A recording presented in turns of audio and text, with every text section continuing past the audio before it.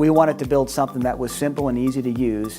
NetSuite prides itself on analysts and business users being able to get access to the data themselves without developers. So we're like, well, if we're going to build a testing tool for the NetSuite market, it better be without coding, and an analyst better be able to use it. So we wanted to make the user adoption really simple, really easy.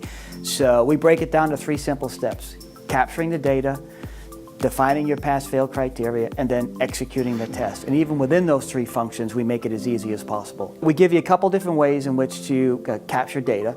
One is we actually have auto-learn capability, so we can actually, when we install our bundle in your environment, we can actually look at last transactions created, such as your last sales order, last purchase order, auto-capture that test data that you can then use that data for test execution.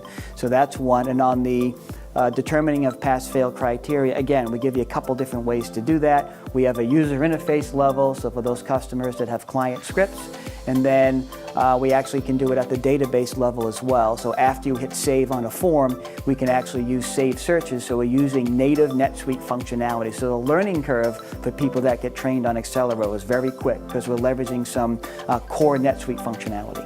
There are generic testing tools, but the time it would take to build out that testing tool to do what Accelero does is incomparable. I mean, we had customers that actually did a side-by-side comparison, and they tried to set up about just a handful of test cases with a generic tool.